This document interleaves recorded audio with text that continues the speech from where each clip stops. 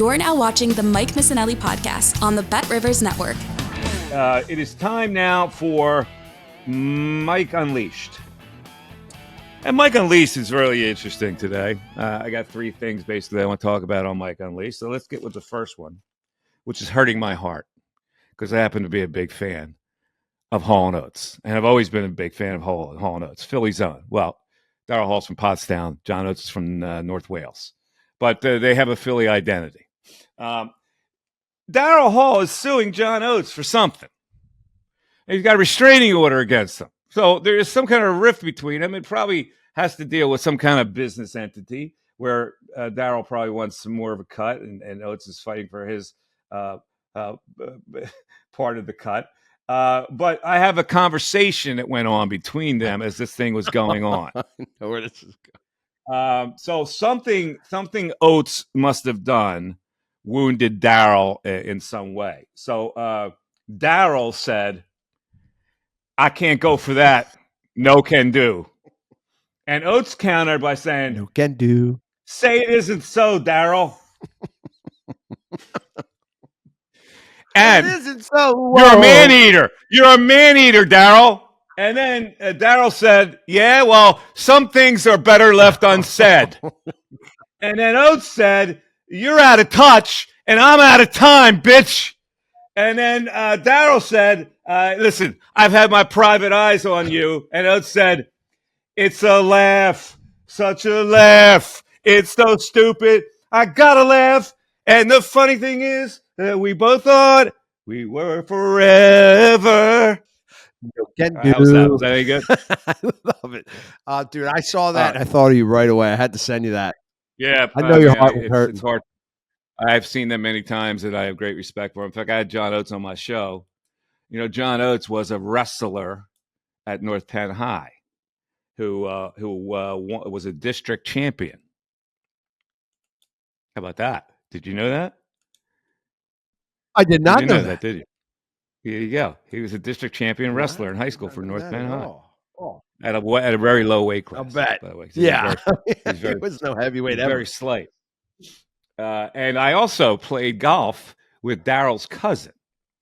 Really? Darryl's cousin, his name's Tim Hall. Now, Darryl changed his name to Hall, but his name really is pronounced it's spelled Houhl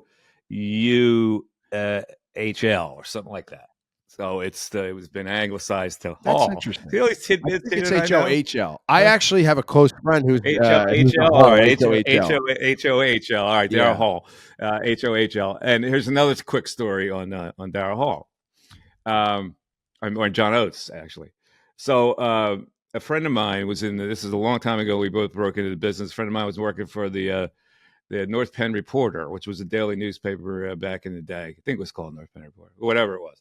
And the guy's trying to do an interview with John Oates because with the wrestling angle, and everybody's laughing at him. Yeah, you're going to get John Oates. You're going to get John Oates in an interview. Right?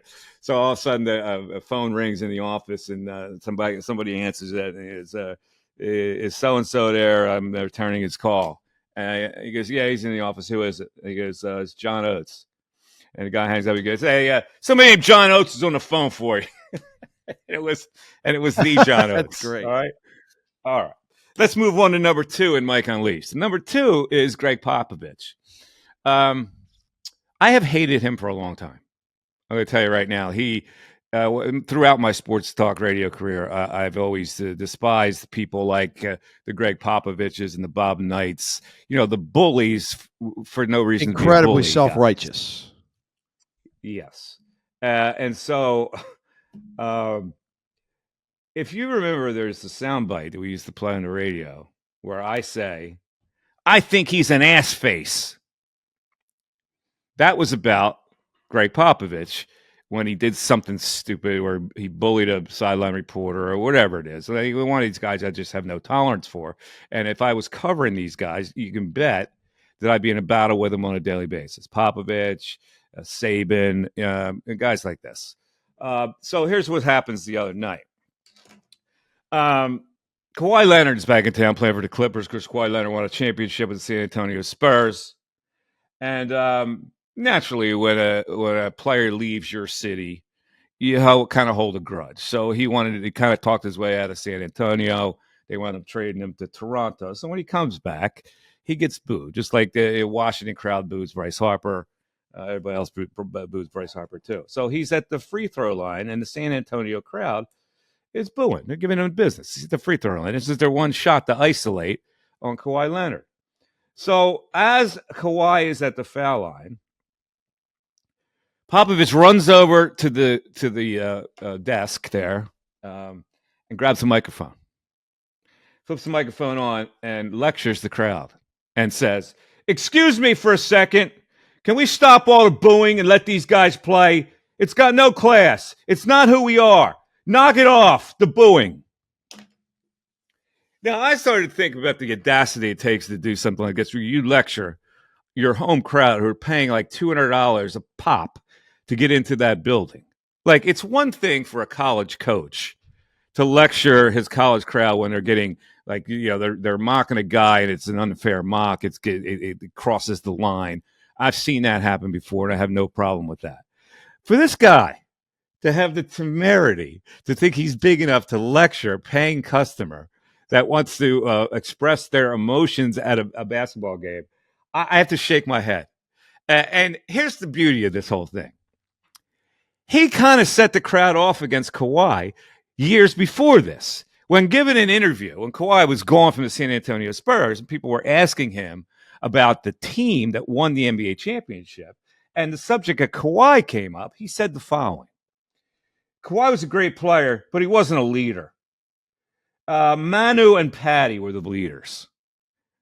So he laid him out, right? And now he's going to lecture the fans for picking up on something like that and booing. I hate that guy. I think he's an ass face, all right? That's the last thing I'll say about Greg Popovich. All right, let's move on. Turkey!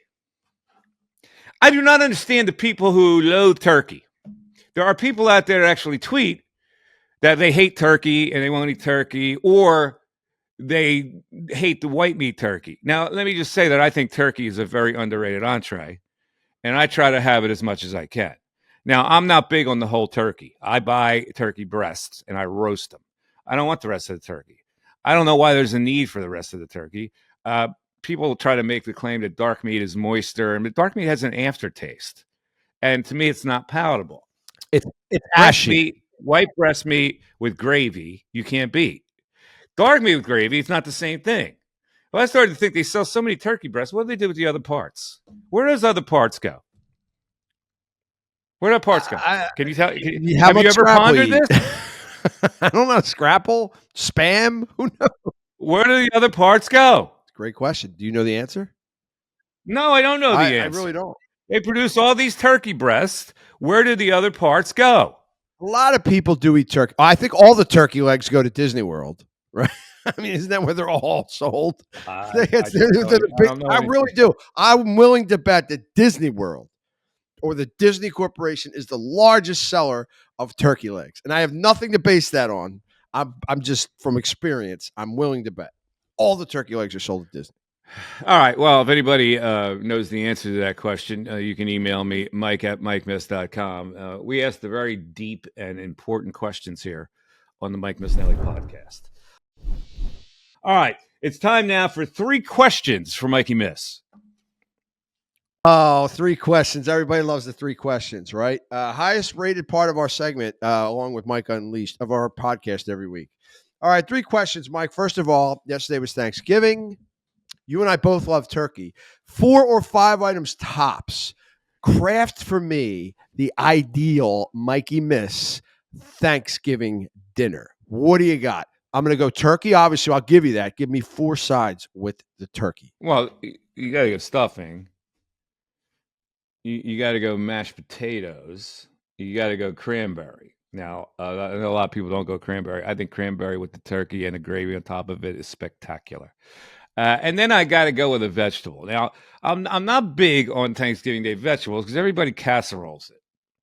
So, I don't do the green bean casserole. I did yesterday. I made some very flavorful Brussels sprouts, tinged in apple cider, and apple cider vinegar and honey and a lot of herbs. And I got creative with it, and it was pretty good. So, like I say, I'm not a big vegetable Thanksgiving guy. You can go with conventional corn or green beans. I don't like, but people go casserole all the time on Thanksgiving, which I don't do. Totally agree. Casserole does not belong anywhere at Thanksgiving dinner. I like a grilled or like a broiled vegetable. We do like carrots and broccoli and stuff like that. Got to have some greens in there, right? Okay. Question number 2. Go back to your youth. It's Thanksgiving back in Bristol, PA.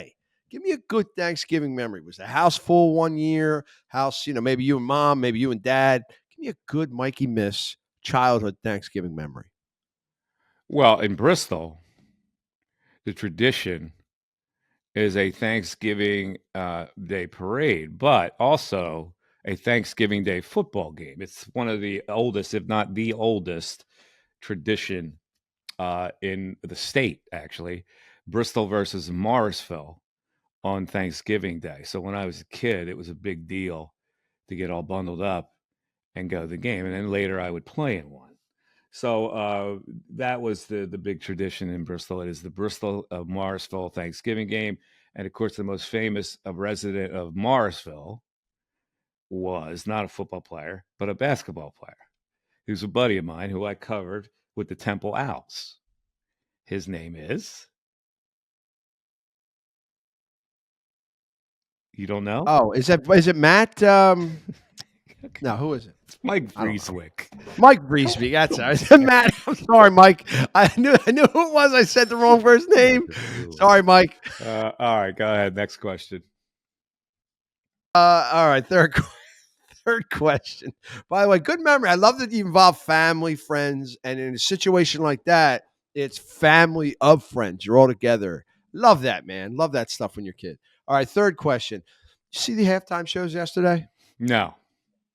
Well, there was one halftime show in particular. I don't watch halftime shows. I understand that, but you had to at least seen a picture or some video. No, I didn't. Dolly Parton. I didn't see any of it. Come on, I man. did not. I at halftime I went and took care of other business in my house. I texted you. I said you got to see Dolly.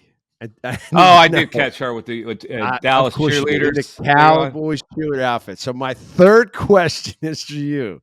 Okay, Dolly Parton yesterday, Cowboys cheerleader outfit. She's 77 years old. This is not a. Would you? This is a would you question? I used to do this with Steve Fredericks. Yes. The late great Steve Frederick. I used to do this with Steve Frederick back in the day. Mike, I absolutely would, Mike. Steve, all in on that, by the way. You could actually do it. That you can't do it anymore. The answer to your question is no. I'm sorry. I'm sorry. No, that would Steve, 100%. By the way, all in. That would be no go for all me. Day. Come on, man. All right. All right. That's it. 3 questions. Shut it down. That'll wrap up this particular Black Friday podcast. If you're out there shopping, do people still go out shopping? Like the annoyance of fighting crowds and stuff when you can do it so easily online. I don't know. But if you're doing that, be safe out there and no road rage. All right. Because this is where road rage happens. Everybody have a great weekend. Thanksgiving weekend is great because it starts on Wednesday and goes all the way through the weekend where you do nothing but loaf around. And I just for the record, I gave my dog some turkey yesterday. I have never, now she's 8. I have never witnessed or heard or smelled her passing gas ever. And yesterday, she went in front of the fire. I had the fireplace going, and I'm watching TV, and she went in front of the fire, and I heard, and I was astonished. It never happened. Shiba Inu's are the cleanest dogs ever. I've never heard that from my dog. And she looked back at me like with a little embarrassed face, like that, like she was a human being. Anyway, that's our closing note here on the Mike Missanelli podcast. Sheba the Sheba. Have a great rest of the day. Yeah, Sheba the Sheba. If you're thinking of a nice little present for the kids, like a stocking stuffer, the Sheba the Sheba, The Adventures of Sheba the Sheba. It's a children's book that I wrote. I'll be reading to a class next week, in fact. You can email me, Mike at mikemiss.com, and I'll let you know how you can get it, or you can just go on Amazon.com and you can get it. So there you go. Have a great weekend, everybody. Be safe out there. Thanks for listening to the show. We really appreciate it. Tell your friends and neighbors to subscribe, and the Mike Miss podcast will come to your inbox automatically. For Darren, I'm Mike. See ya. Happy Thanksgiving, Mike. See ya.